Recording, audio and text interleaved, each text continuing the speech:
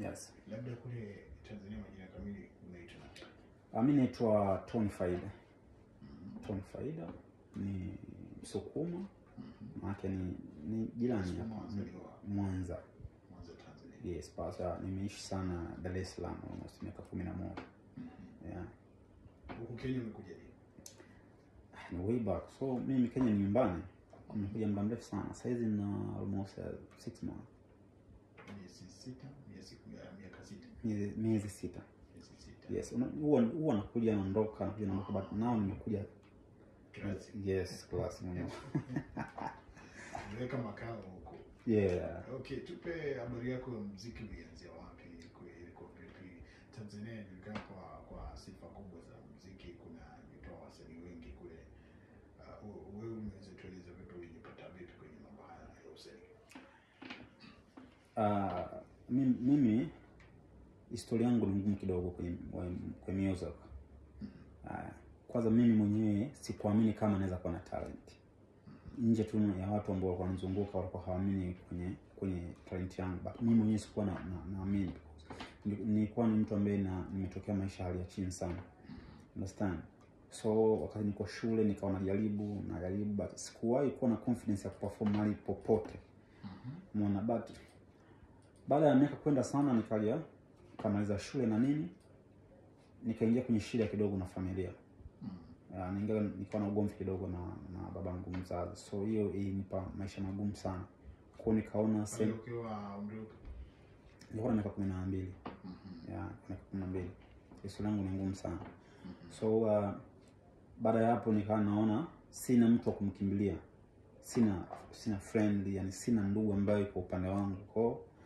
Kwa nikaona mbona huwa na kitu ambacho anaweza kuwa rafiki yangu wa ukweli, anaweza kuwa mpenzi wangu wa ukweli, anaweza kuwa ni familia yangu wa ukweli. Kwa nikaanza kukiwekea nguvu. Kwa 2012 rasmi nikaanza hizo harakati za music. Kwa nikajikuta naishi tu maisha mazuri kwa sababu nilikuwa nakutana na watu wanani back up, tunaishi vizuri na kuna friend, nilikuwa napata sehemu ya kukaa. Kwa 2012 rasmi niliingia kwenye music. Mwaka 2012. Okay. Sasa pale uliingia tu papa ama walikuwa na ile msukumo kutoka nyuma, kutoka utotoni, kama kuna mtu kachochea kipaji chako ilikuwa vipi? Mimi toka niko mdogo nilikuwa napenda sana kucheza. Nilikuwa nacheza sana nyumbani pale, napewa viazi, napewa rahisi, ni kama gift. So nilikuwa na hiyo talent, but mimi sikubelieve kama, kwa sababu kwenye familia yetu hakuna mtu ambaye ni msanii. Hayupo kabisa. Yaani kwenye ukoo wetu hakuna mtu ambaye ni mtu ana talent ya music, hata kuigiza yeye. Kwa mimi sikubelieve kwamba hii imetokea, but kadri ya siku ambazo zinavyoenda nikaona okay, this is mine. Okay. Alafu 2012 mwaka 2012 pale ukaingia kwenye usanii. Ngoma ipi ya kwanza unaikumbuka ile rekodi? Kama unaikumbuka. Naikumbuka, but najua kipindi hicho nakumbuka nyimbo, nakumbuka 2012 nilikuwa niko Mwanza nafanya recording na rafiki yangu Front. Ilikuwa tu so studio, ni home tu, alikuwa anajua kurekodi, akanirekodi first time. Nikaenda kubani kwenye simu ya mama yangu. So nilikuwa natembea nayo tu, nakumbuka nyimbo, naikumbuka sana. Unajua sasa hivi muziki umebadilika sana. Kipindi cha nyuma kulikuwa hakuna digital platform. Yes, kwa YouTube zilikuwa, lakini zilikuwa watu hawazitumii hivyo vitu rasmi. Unaona, kwa msanii alikuwa anategemea radio, TV pamoja na performance ya jukwani. So atakuwa na sehemu za kuupload music kipindi hicho. Kwa tuna focus kwenda tu media, radio zikupokee, TV zikupokee, then watu wakufahamu ili uweze kupata show. Kwa hiyo kuna ugumu sana float na size. Sasa unajua kwamba kuna ile kuanza, alafu inafika wakati ambapo sasa unaanza kufanya kama muziki kama biashara na kujipeleka katika kiwango tofauti. Unajua kuna ile unaanza kibahatisha. Sasa unapata kwamba kuna hukumu kidogo itakukumbuka ngoma fulani wakati ule ukianza. Lakini sasa hivi unajua kwamba hata tunakupata kwenye mtandao wa YouTube. Labda ni ngoma zipi ambazo msikilizaji sasa hivi anasikiza anaweza kutafuta into muziki gani na gani inapatikana kwenye mtandao wa YouTube? Okay, kwa sasa nyimbo zangu zote zipo YouTube. Kuna nyimbo inaitwa Nisahau, nilifanya mimi na featuring Zedianto, Betikizi kama unamkumbuka. Inaitwaje? Nakusivumilia. Ilifanya vizuri sana kipindi hicho, sababu nikafanya nyimbo na Kala Jeremiah.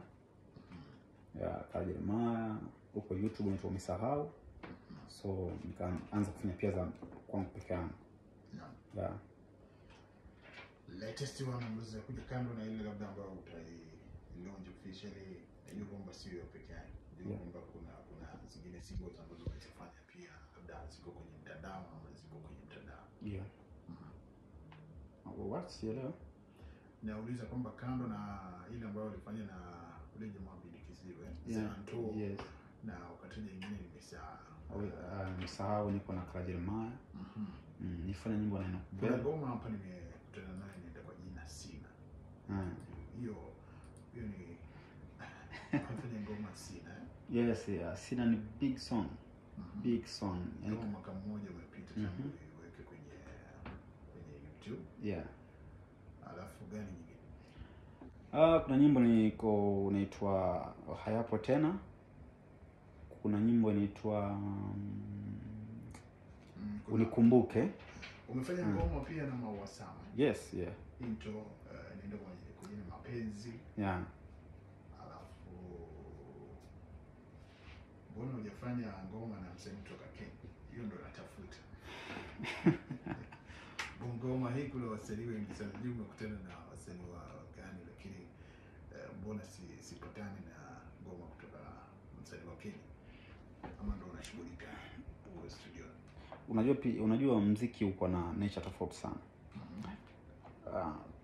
Naweza nikakuonyesha DM yangu mwaka mmoja uliopita, nishawe wa DM wasanii wa Kenya. Wasanii wa Kenya wako na shida moja. Hawana ile love ya kazi. Tofauti na Tanzania. Unajua Tanzania wako na ushindani wa biashara. Ushindani wa kazi. So mtu unavyomfuata unahitaji kufanya naye collab, anaangalia kwanza akifanya nayo nyimbo atapata impact gani au utamletea impact gani au wewe una nini cha ziada. Naomba urejelee kile ambacho nikisema kwamba wasanii wa Kenya hawapendi kazi. Wanapenda kazi but hawako na ushirikiano, hawako na love ya job. Hawapendi ile kazi, yani kujituma na kushirikiana. Hakuna ushirikiano. Ndio maana hata muziki hausogei sana. Hicho kitu nimekiona. Kwa nimeamua mimi nimejaribu sana kuconnect na wasanii hata wa Bongoma. Nimejaribu sana kukutana nao na nini. Wachache ambao wanaweza, yani wachache ambao walionyesha love wa appreciate this into.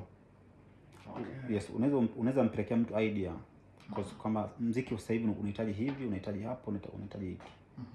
Lakini mtu iko normal. Achukuli serious. Lakini ukiangalia vizuri, mbona muziki wa Tanzania, upo Kenya sana. Kitu ambacho watu pia wanashindwa kuelewa. Kuna wasanii wamefariki Tanzania. Lakini muziki wao unapigwa sana nenda club. Yes. Sana. Unaweza ukatembea club, nyimbo ambazo zinapigwa sana za Tanzania. Yes. Yes. Kuna kundi kama kundi la TMK kama unalifahamu. Muziki wao unapigwa sana but kundi halipo. Hawasikiki huko Tanzania. Yes. Tuseme kama hawajatoa latest ngoma. Yes, na hawako pamoja. Dari mpaka Moro ndo zinacheza tu. Yes. Sasa nikupe kitu kimoja. Kuna msanii mmoja alikuwa TMK, wawili wamefariki. Sawa. Lakini nenda club, da mpaka Moro inapigwa sana. Za Chege na nini. Yaani ni asilimia ndogo sana unakuta nyimbo za wasanii wa Kenya zinachezwa club. Ushirikiano na kupenda kazi. Kupenda kazi, jinsi ya kupush music. Hujapatana na mmoja ambaye amependa kazi yako, mfanye collab au ampangi kitu? Nimekutana na wasanii wameappreciate nyimbo zangu but unajua kuna ile kitu mtu anakuona anaona kwamba nikifanya ngoma hawezi leta siwezi mpa impact. Okay. wanajiamini sana wasanii wa Kenya, trust. Hapa kidogo tu tusikize hii ambayo ulishikiana na Wasama. Msikilizaji anasema na Into TZ. Yeah. Atakupa nafasi uulize swali. Okay. Ukipata nafasi ukaingia na studio. Yes. Wewe unaenda hiyo level yao lini? Unapangaje? Tunataka kuna uwezekano kwamba pia utafika level hiyo, unapanga vipi bwana? Kukutana na wale wasanii ambao tunawacheza huko kama wasanii wakubwa sana. Yeah. Nani aliita mwingine? Yeah. Ni mimi ndo niliomba. Okay. Na haikuwa kazi rahisi, ilikuwa ni ngumu sana. Mimi pia ni mwandishi mzuri sana wa nyimbo. Yeah, niliandika nyimbo ya msanii anaitwa Rich Mavoko. Okay, naitwa Usizuge baadaye. Unafanana na mama. Ilikuwa nyimbo kubwa sana. So wakati naandika ile nyimbo, sister Mawasama alikuwa pia. Niwewe kumwandikia nyimbo mbili but bado hazijatoka, sijui kwa nini. So baada ya kufanya zile kitu akanibless mimi mdogo wangu tufanye nyimbo moja. Yeah. Okay. Yeah, tukafanya hiyo, lakini sikupata support ambayo tukana mambo ambayo yalijitokeza baadaye. Wow. Yeah. Sasa. So nataka kwa sababu umezaliwa Tanzania. Yeah. Na kulingana na vile wanafanya utafiti wangu na utafiti ambao unatoka huko unaonyesha kwamba Wakenya wengi sana wanatazama muziki wa Tanzania. Yeah, wana views kina Diamond, kina nani wanapata views nyingi, hata sio sawa, hawapati hizo views kutoka kule kwenu Tanzania. Yeah. Wanapata kutoka kwa mfans wa Kenya. Yeah. Labda tu tuibie siri. Huko siri ni nini? Ujanja ni nini ndio muziki uweze kwenda kwa na kukua kwa kiasi hicho? Niseme kitu kabla sijajibu swali. Miaka ya nyuma sana Tanzania haikuwa kwenye ramani ya music. Kulikuwa na Kenya, ilikuwa number 1. Number 2 ilikuwa na South Africa. Sawa. Nigeria ilikuwa iko top 4 lakini haikuwa hivyo. Sasa kwa kuna wasanii kama kina Nonini, Jua Kali, Nameless, yes, Piga Bro. Kuna Jua Kali. Kuna Anvil kama sikosei. Yeah. Wahoo, yes, wasanii walikuwa wapendwa sana East Africa. Trust me. Umeona. Kipindi hicho wasauzwa kwa moto sana kwenye kwaito. Sasa kipindi kile wasanii walikuwa wanafanya muziki wa East Africa, sio muziki wa Kenya. Okay, wanafanya Muziki wa East Africa Mashariki. Yes. Umeona. Ndio maana yani muziki wa Kenya ulikuwa unapendwa sana. Trust me. Kuna maswali mengi kwani wewe ni polisi, ilikuwa ngoma kubwa sana Tanzania. Umeona? Kwa jua kali kwa nini mpaka leo ngoma kali sana. Jua Kali. Umeona? Sasa hivi tatizo kubwa lipo Kenya, wanafanya muziki wa Kenya. Umeona? Sasa kitu ambacho labda ni kuna mfano mmoja wa ngoma ambayo inaonyesha kwamba wanafanya muziki wa Kenya sio wa Afrika Mashariki. Yes. Ndio umeleta kwa heri DNA ile polisi. Yeah. Na nyingine. Yeah. Lakini latest one labda unaweza kwanza kukumbuka but leta hiyo point. Nataka kukupata vile unajaribu kusema. Endelea. Okay. Sasa hivi muziki wa Kenya unafanyika kwa ajili ya Kenya. Sio Afrika Mashariki au sio Afrika. Umeona? Tanzania tuli lose. Yaani muziki wa Tanzania uli lose. Umeelewa? Muziki wa South Africa uli lose, ukawa normal. Kitu kilifanya wa Tanzania waanze kurudi kwenye ramani na kupiga muziki wa Kenya, walikopi kwa Nigeria. Wa Tanzania wakakopi Nigeria, kwa sababu kwa sasa hivi Afrika Nigeria imeshika sana muziki wa dunia kabisa. Yaani mpaka Marekani wao wanaogopa sana. Wasanii wa Marekani ndio wanaomba collab watu wasanii wa Nigeria. So sisi tukaenda na Watanzania wakaenda na muziki wa Nigeria. Unaelewa sasa? Kwa wasanii wa Kenya wanafanya muziki wa kwao peke yao. So ndio maana inakuwa ni ngumu sana. Tanzania wanafanya muziki wa dunia. Yes. Okay. Bro, kuzungumza Nigeria ni big country now for music.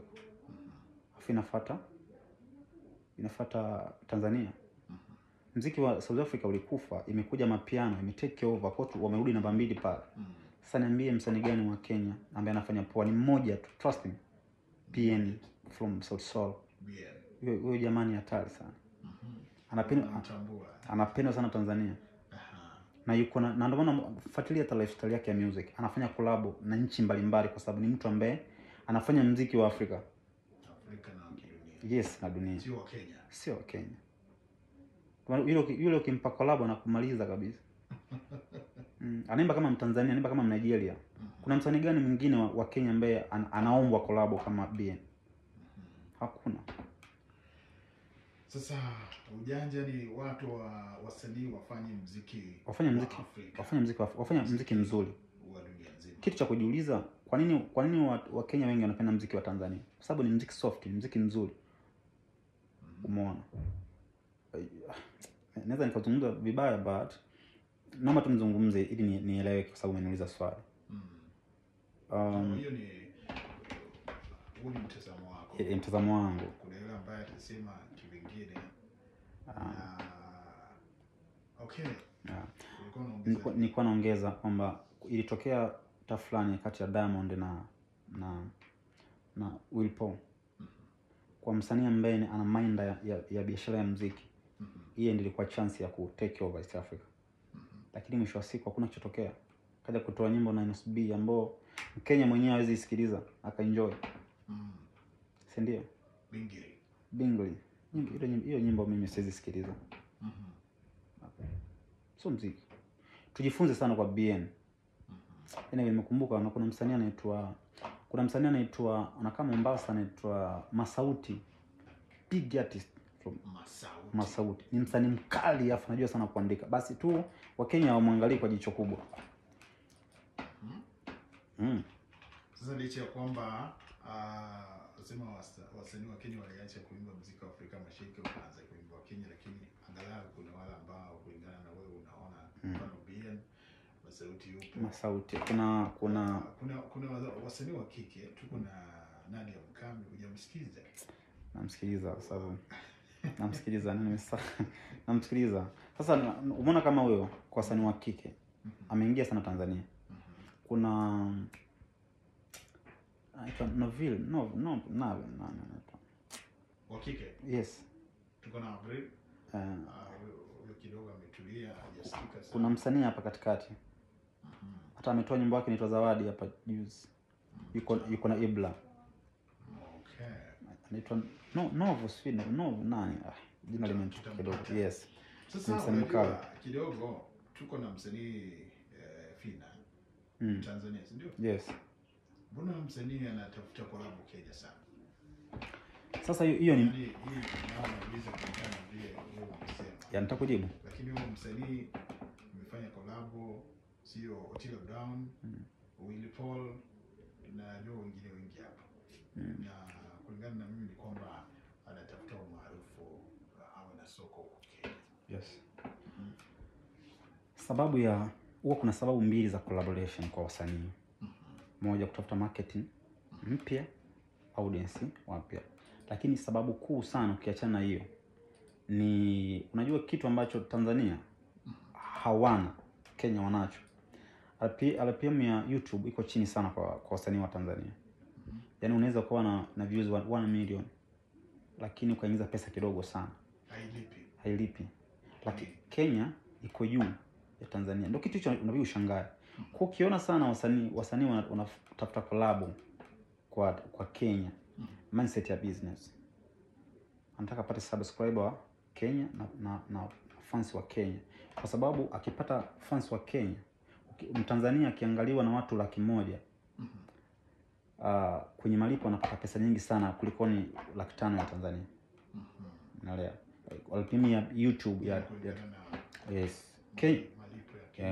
Kenya yako juu sana. Kwa hiyo msanii anatoka nje ni kukuza pesa kubwa. Yes. Okay. Tuko chini sana. Kwa hiyo ukiona wasanii wanakuja sasa na msanii anatafuta tu pesa na fan base nyingine ili biashara yake ikue. Sasa na msanii wa Tanzania akitaka akafanya collab na Mtanzania, anataka basi na biashara. Anataka sikise nyingine kwa sababu muziki wa Tanzania unasikilizwa sehemu nyingi zaidi. Okay, acha narejea kwa baada ya matukio kwa ufupi au ya saa 9 nitakuwa napitia simu moja mbili alafu tuweze kumaliza na msanii Into TZ. Unaweza kufuata vipi kwenye mtandao wako? Instagram natumia Into TZ, Facebook Into TZ, Boomplay Into nashangaa Into ipi? INTO Alafu TZ. Ipo tu. INTO mwisho TZ. Hivyo ndo unaweza kupata matukio kwa ufupi au ya saa 9 alafu nirejee na Intro hapa tumalize maneno. Kwanza kwa msanii yoyote anataka kufanya kazi na mimi ni free. Anitafute tu. Then kama kuna msanii yoyote pia anataka kuandikiwa ngoma kali, pia natoa offer, ni free. Ya basi mimi sasa hivi niko nafanya kazi na 9 studio. Ya niko na 9 studio. Ndio mimi niko pale sasa hizi nafanya nao kazi. Yes. Na watu wanakuwa nafahamu. Kuna studio za 995 studio. Ya mimi niko sawa. Mimi ni mdedel sana. Ya mwisho wanitafute nyingine tu jamani. Nao nipo Kenya, siondoki Kenya. Mimi ni man of Bungoma. Kwa hiyo anytime mtakinihitaji anikute Matfreeders pale. Okay. Yeah. Yeah. Asante sana Into TZ. Nitapitia pale nikitoka hapa studio. Okay, karibu sana. Nishughulikie. Sawa, karibu sana.